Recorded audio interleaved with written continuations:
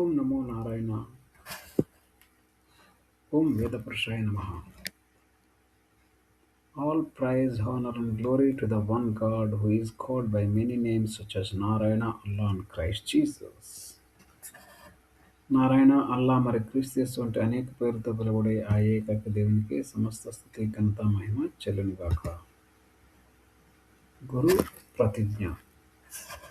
అన్ని వేదములను, ఖురానును, పరిశుద్ధ బైబిల్ గ్రంథమును, శ్రీమద్ భగవద్గీతను, శ్రీమద్ భాగవతమును, గురు గ్రంథ సాహిబ్ గ్రంథములన్నింటినీ నేను శ్రద్ధగా చదివి లహరి అనే పరిశుద్ధ నామమును గురించిన యథార్థతను తెలుసుకుంటానని నేను వాగ్దానం చేయుచున్నాను. వేదాస్, గీత, బైబిల్, ఖురాన్, విజిబిక్యూ, ఋగ్వేద సంహిత, భగవద్గీత, శ్రీమద్ భాగవతం, హోలీ బైబిల్, హోలీ ఖురాన్, శ్రీ గురు గ్రంథ సాహిబ్. కలియుగ క్షీరసాగర మదనం. మనం కలియుగంలో చూసినప్పుడు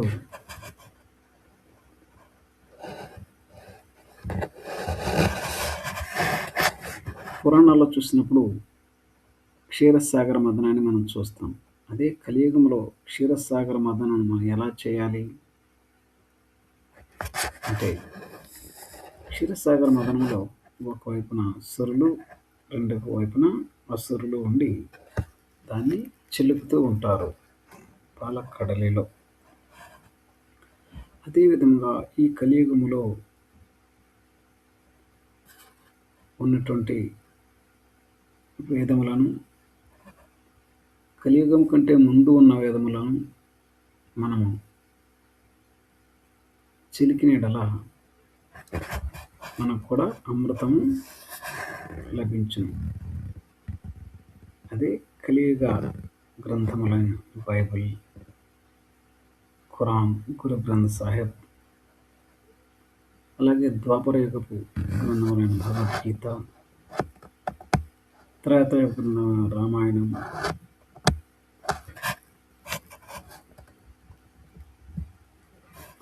అంతకంటే ముందు వచ్చినటువంటి వేదములు, వీటిలన్నిటిని మనం కలిసి చదివిన ఎడల మనకు అమృతం లభించును. ఏంజలికేజ్ అంటే ఇది దేవదత్తుల యుగం. కృత లేదా సత్యయుగం. కృతయుగం, సత్యయుగంలో ఋగ్వేదం. ఈ యొక్క వేదములు, భగవద్గీత, బైబిలు, ఖురాను, వీటన్నిటినీ మనం గమనించి చూచినలా వీటిలన్నిటికీ ఆది యజ్ఞం ప్రధానమై ఉన్నది. ఋగ్వేదం 10వ మండలం 90 పురుష సూక్తం. The supreme sacrifice. From that complete and perfect sacrifice of Adipurusha, the Virat, the Rigveda and Samavedas originated. అంటే ఆది పురుషుడైన విరాట్ పురుషుడైన పురుషుని యొక్క యజ్ఞం నుండి ఋగ్వేదం మరియు సామవేదాలు ఉద్భవించాయి. అప్పుడు ఆ విషయం యొక్క సృష్టి అంతా ఆ మొదటి యాగం నుండి యొక్క దహన బూడిదపై జరిగింది. ఆ అత్యున్నత త్యాగాన్ని లేదా ప్రజాపతి యజ్ఞం, సృష్టికర్త త్యాగం, బ్రహ్మయజ్ఞం, విరాట్ యజ్ఞం అని మొదలైన పేర్లతో పిలుస్తారు. యజ్ఞం అంటే మనం ఇప్పుడు ఒక అగ్నిహోత్రాన్ని పెట్టుకొని చేయడం మాత్రమే కాకుండా మన జీవితాన్ని కూడా యజ్ఞంగా త్యాగం చేయటం కూడా యజ్ఞం అవుతుంది. అది మన రామాయణం నైవేద్యఖండలో చూడవచ్చు. త్రేతాయుగపు రామాయణంలో I shall live in a solitary forest like a sage for 14 years, living of meat and living on roots fruits and honey. ఇది రాముడు చేసిన యజ్ఞం. రాముడు చేసిన త్యాగం ఏమిటంటే అయోధ్యకాండ 2 అధ్యాయంలో 20 యొక్క సర్కలం, నేను 14 సంవత్సరాలు ఒక ఋషిలా ఏకాంత నివసిస్తాను. మాంసం వదిలి వేర్లు, పండ్లు, తేనె తింటాను. అంటే ఆయన అడవిలోకి వెళ్ళి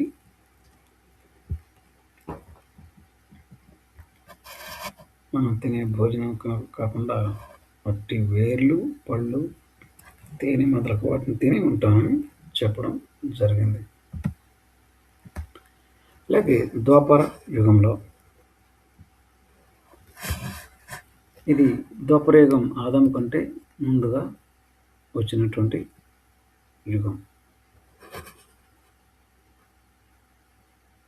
Lord Krishna killed his cousin Shishpal during the Rajaswaya Yajna after forgiving him for 100 insults. రాజస్వ యజ్ఞంలో తన బంధువు శిశుపాలుని 100 అవమానాలకు క్షమించి చంపాడు. అంటే 100 సార్లు అతను చేసిన తప్పుల్ని ఆయన క్షమించి తన సహనాన్ని చూపించి అప్పుడు 99 సార్లు క్షమించి 100సారి అతన్ని చంపడం ఆయన యొక్క సహనానికి, క్షమతకు మనం తార్కాణంగా చూడవచ్చు. అలాగే భగవద్గీతలో కూడా ఈయన ఈ బ్రహ్మయజ్ఞం గురించి ఏం చెప్తున్నారంటే, నేనే వేద కర్మ, నేనే యజ్ఞం త్యాగం, మరియు నేనే పూర్వీకులకు అర్పించబడిన నైవేద్యం, నేనే ఔషధ మూలిక, మరియు నేనే వేదమంత్రం, నేనే స్పష్టమైన వెన్న, నేనే అగ్ని మరియు నైవేద్య చర్య. ఈ విశ్వానికి నేనే తండ్రిని, నేనే తల్లిని, పోషకుడిని మరియు పితామహుని కూడా. నేను శుద్ధి చేసేవాడిని, జ్ఞానం, లక్ష్యం, పవిత్రాక్షరం ఓం నేనే ఋగ్వేదం, సామవేదం, యజుర్వేదం. ఇక్కడ కూడా నేనే యజ్ఞము, నేను యజ్ఞమై ఉన్నాను, నేను యజ్ఞమై ఉన్నాను అంటే పురుష శక్తిలో చెప్పబడిన యజ్ఞాన్ని నేనే అని ఇక్కడ కృష్ణ భగవానుడు భగవద్గీత 9:16లో చెప్పడం చూస్తున్నాం. తర్వాత యాది యజ్ఞం గురించి బైబిల్, ఖురాన్లో మనం చూద్దాం. ప్రకటన గ్రంథం 13 అధ్యాయం 8వ వచనం, జగత్ పునాది వేయబడినప్పటి నుండి వధించబడిన గొర్రెపిల్ల. యోహాను 17:24లో కూడా తండ్రి, ఎందుకంటే జగత్ పునాది వేయబడక ముందే నీవు నన్ను ప్రేమించావు, జగత్ పునాదికి ముందే నన్ను నా కొరకై నువ్వు బలి అయ్యావు, నువ్వు నన్ను ప్రేమించావు అని ఇక్కడ చెప్పడం జరిగింది. Quran 22:37లో neither their flesh reaches Allah nor their blood, it is your pity that reaches him. వారి యొక్క మాంసం లేదా రక్తం అల్లాహ్ చేరవు, మీ దైవ భక్తి పశ్చాత్తాపమే ఆయనకు చేరుతుంది అని 22వ సూర 37వ ఆయతలో చెప్పడం జరిగింది. 37వ సూర 107లో కూడా అబ్రహాముతో మాట్లాడుతున్నాడు. ఇబ్రహీంని, మరియు మేము అతన్ని గొప్ప బలితో విమోచించాము. And we ransomed him with a great sacrifice. అతన్ని గొప్ప బలితో మేము విమోచించాము. ఆ గొప్ప బలి ఏమిటి అన్నది అదే రహస్యమైన బలి, అదే ఆది బలి, ఆది యజ్ఞం, బ్రహ్మయజ్ఞం, ప్రజాపతి యజ్ఞం పురుష సూక్తంలో చెప్పబడినది.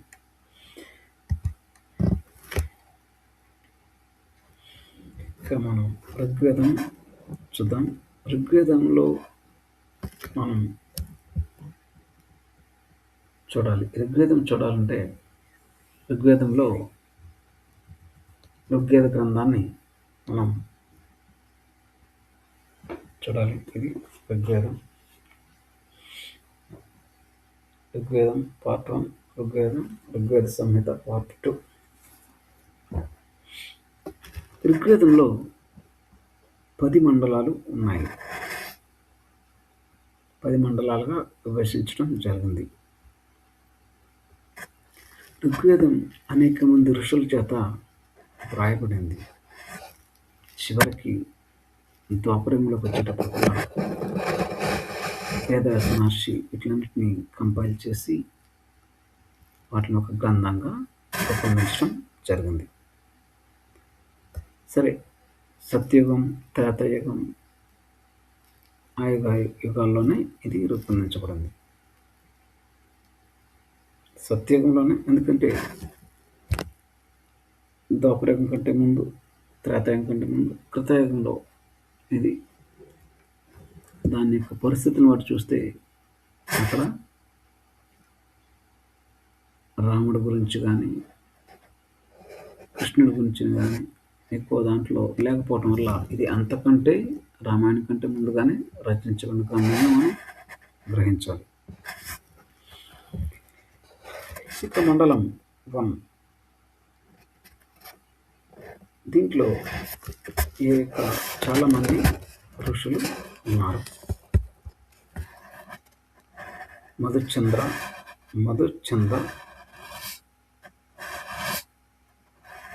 విశ్వామిత్రుని కుమారుడు మధుచంద్రుడు. ఈయన మండలం 1. ముఖ్యమైన ఋషుల గురించి మనం చూద్దాం.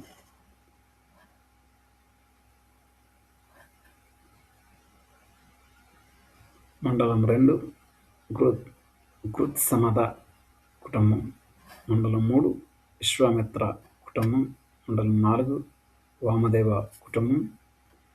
మండలం 5 అత్రి కుటుంబం. మండలం 7 వశిష్ఠ కుటుంబం. మండలం 8 కన్వ కుటుంబం. మండలం 9 సోమస్తోత్రాలు. మండలం 10 లోపాముద్రలో స్త్రీ ఋషులతో సహా. ఇది 10 మండలాలుగా ఎంతోమంది, సుమారుగా 400 మంది కంటే ఎక్కువ ఋషులే దీన్ని రాయడం జరిగింది. దాన్ని వేదవ్యాస మహర్షి వాటిలన్నింటినీ కలిపి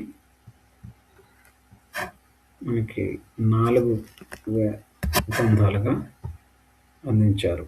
దీంట్లో ఉన్న దేవతలు ఈరోజు మనం అల్లా, నారాయణ, క్రీస్తు యేసు,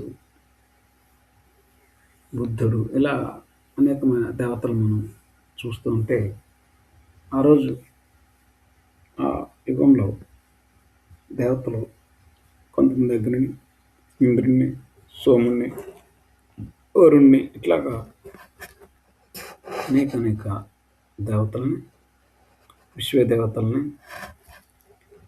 వాళ్ళు ఋషులు ఆరాధిస్తూ ఉండేవాళ్ళు. అయితే ఇవన్నీ కూడా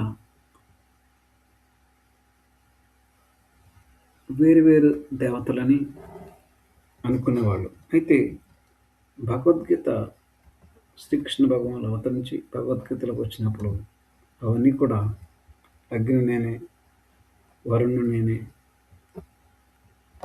ఎన్ని దేవతలు, ఇంద్రుని నేనే, రాముని నేనే, అన్ని కూడా నేనే అని చెప్పుకుంటూ భిన్నత్వంలో ఏకత్వాన్ని తీసుకొచ్చాడు శ్రీకృష్ణ భగవానుడు.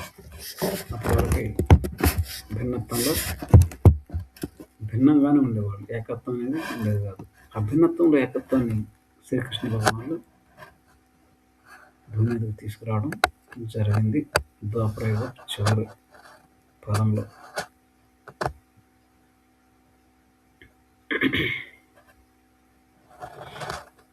అశ్విన్స్, ఇక్కడ మనం ఋగ్వేద మండలం 1 చూస్తే, 1వ మండలం చూస్తే రకరకాల దేవతలు ఉంటారు. అగ్ని దేవత, అగ్ని రుద్రుడు, అగ్ని పురోహితుడు. 1 నుంచి 10, సుమారు 10 సూక్తాల వరకు, అంటే 10 అధ్యాయాల వరకు అగ్ని స్తుతులు, అగ్నిదేవునికి స్తోత్రాలు ఉంటాయి. 12 నుంచి 23 వరకు ఇంద్రుని గురించిన స్తోత్రాలు ఉంటాయి. 24-30 వరకు మిత్రవర్ణుల గురించిన స్తోత్రాలు ఉంటాయి. 31-40 వరకు అశ్విని కుమారుల దేవతల స్తోత్రాలు ఉంటాయి. 41-50 వరకు ఇంద్రవాయువుల గురించి, 50-60 వరకు వరుణ దేవుని స్తోత్రాలు, 60-80 వరకు సవితర్ సన్ గాడ్, ఉషాస్. తర్వాత 80-100 వరకు సోమరసం గురించి, దాన్ని ఏ విధంగా తయారు చేయాలి. 101-120 వరకు మరుత్తుల గురించి, 121-190 వరకు హిరణ్యగర్భ, ప్రజాపతి మొదలైన దేవతలు. ఋగ్వేద మండలం 191 సూక్తాలు ఉన్నాయి.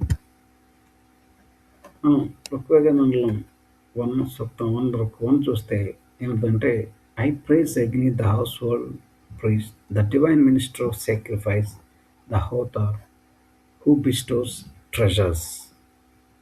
ఓం అగ్నిలే అని ఇక్కడ ఉంటుందన్నమాట.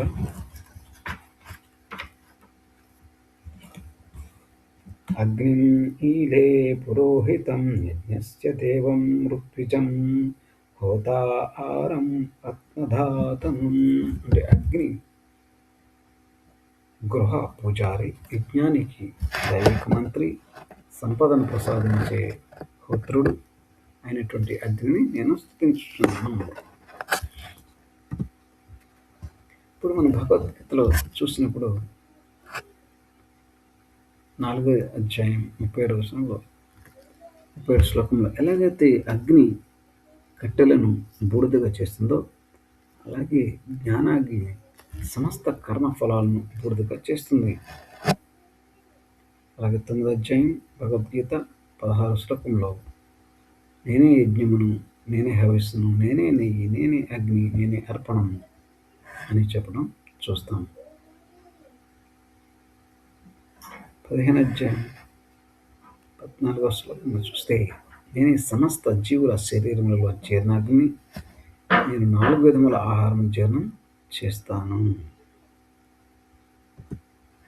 అగ్ని పరీక్ష వాల్మీకి. ఈ విధంగా అగ్ని వేరే దేవుడు అని అనుకోకూడదు. ఆ భగవాన్ యొక్క ఒక్క రూపమే. దేవత అంటే ఆ పరమాత్మ యొక్క విభిన్న రూపాలు, విభిన్న శక్తులు. పరమాత్మ యొక్క విభిన్న శక్తుల్ని మనం దేవతలను పిలుస్తున్నాం. ఒక శక్తి అనేది అగ్ని. భగవంతుడు ఓన్లీ అగ్ని కాదు. భగవంతుని యొక్క ఒక శక్తి, ఒక రూపం అనేది అగ్ని. ఇంకొక రూపం వాయువు, ఇంకొక రూపం వరుణుడు, ఇంకొక రూపం వర్షం, ఇంకొక రూపం. ఇట్లాగ భగవంతుని యొక్క ఇవన్నీ కూడా విశ్వమంతా ఆ విశ్వపురుషుడే. ఈ విశ్వమంతా ఆ విశ్వపురుషుడే వ్యాపించినాడు. అగ్ని యొక్క ప్రాముఖ్యత రామాయణం కూడా చూస్తే సీత అగ్ని పరీక్ష ఎదుర్కొంటుంది అన్నమాట. యుద్ధకాండం 118 సర్గలో రావణుడి ఓటమి తర్వాత రాముడు సీతను తన పవిత్రతను నిరూపించుకోవాలని కోరతాడు. తీవ్రంగా గాయపడిన దృఢంచేతున్న సీత తన నిర్దోషత్వాన్ని ప్రకటించుకుని అగ్నిలోకి ప్రవేశించడానికి సిద్ధమవుతుంది. యుద్ధకాండ సర్గ 119. సీత మంటల్లోకి ప్రవేశిస్తుంది, కానీ అగ్నిదేవుడు లేచి ఆమె పవిత్రతను ధృవీకరిస్తూ రాముడిని క్షేమంగా తిరిగి అందజేస్తాడు. అప్పుడు రాముడు ఆమెను అంగీకరిస్తాడు. మరి దేవతలు రాముడు మరియు సీతను స్తుతిస్తారు. ఈ అగ్ని యొక్క ప్రాముఖ్యత రామాయణంలో చూస్తున్నాం, భగవద్గీతలో చూస్తున్నాం, బైబిల్లో కూడా మనం చూడవచ్చు. బైబిల్లో కూడా మోషే అనే ప్రవక్తకి ఒక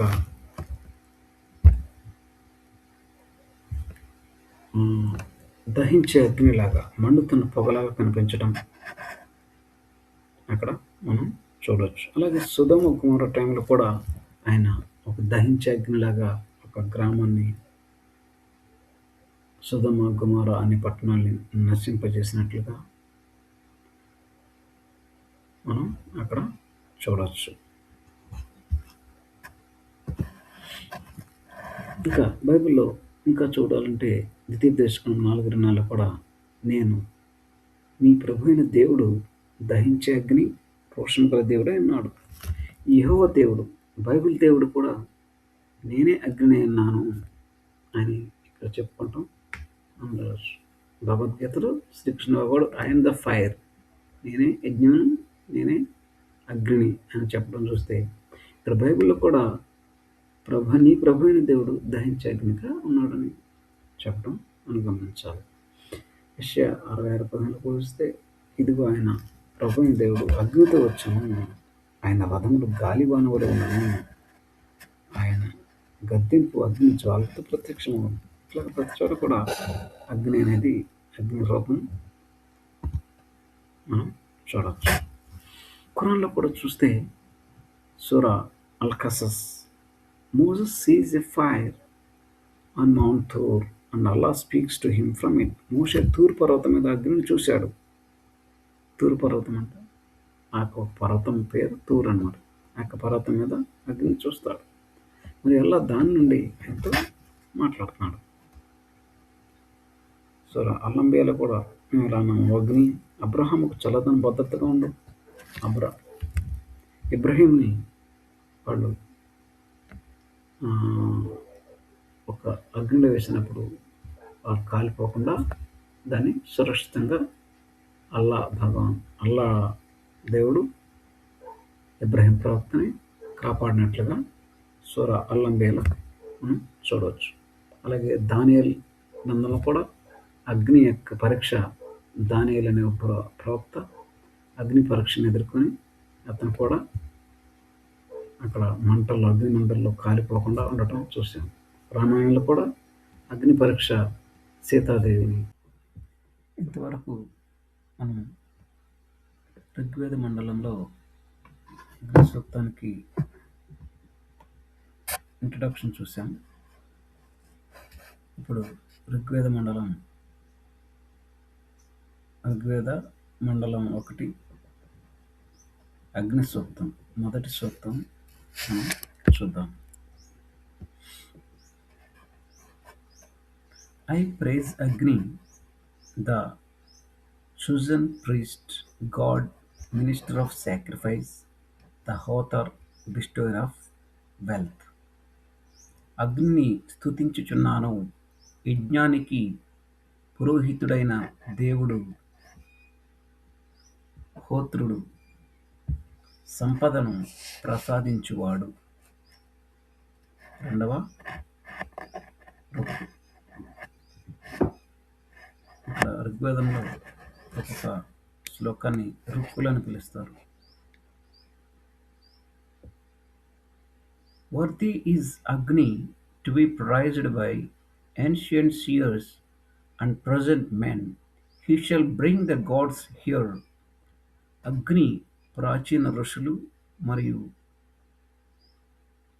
మానవులు స్తుతింపదగినవాడు. ఆయన దేవతలను ఇక్కడికి ఆహ్వానిస్తారు. 3వ రుక్. Through Agni, man attained wealth, abundance, growing day by day, rich in heroes, glorious. అగ్ని ద్వారా మనిషి సంపదను పొందుతాడు. ప్రతిరోజు పెరుగుతున్న సంపద, వీరులతో నిండిన కీర్తి ఆయన ప్రసాదిస్తాడు. అగ్ని, the perfect sacrifice which you encompass round about, verily go to the gods. అగ్ని, నీవు చుట్టుముట్టిన యజ్ఞం నిజంగా దేవతలకు చేరుతుంది. అంటే అగ్నిదేవుడు మొదటగా పురోహితుడు అంటే సృష్టికి పూర్వం ఉన్నవాడు. నీవు ఒక నాయకుడు లాగా వచ్చి దేవతలకందరికీ ఈ యొక్క యజ్ఞహావిస్తులను అందించు. మే 5వ Rook.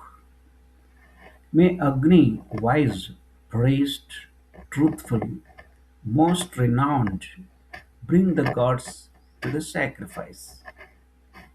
అగ్ని జ్ఞానవంతుడైన పురోహితుడు, సత్యవంతుడు, కీర్తివంతుడు, దేవతలను యజ్ఞానికి తీసుకురావాలి. ఆరవ వరకు. Agni the sacrificer's friend, the charioteer of sacrifice. Bring hither gods who were at dawn, who wake at dawn. అగ్ని యజ్ఞకర్తకు మిత్రుడు, యజ్ఞానికి రథసారథి, ఉదయాన్నే మేల్కొనే దేవతలను ఇక్కడికి తీసుకుని రావాలి. మిగిలిన దేవతలందరూ కూడా ఇతను నాయకుడిగా ఉండి దాన్ని దేవతలను ఇక్కడ తీసుకొని యజ్ఞానికి తీసుకొని రావాలి. 7వ రుక్. ఇన్ అగ్ని they have set their hope in him who shines with wondrous light, rich in heroes, skilled in sacrifice. అగ్నిలో వారు తమ ఆశను ఉంచారు. అతడు అద్భుత కాంతితో ప్రకాశిస్తాడు, వీరులతో నిండినవాడు, యజ్ఞంలో నైపుణ్యం కలవాడు. 8వ రుక్.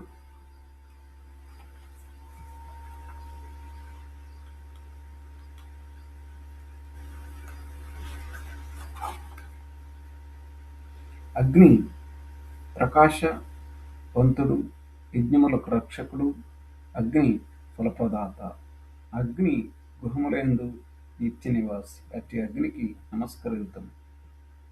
9వ.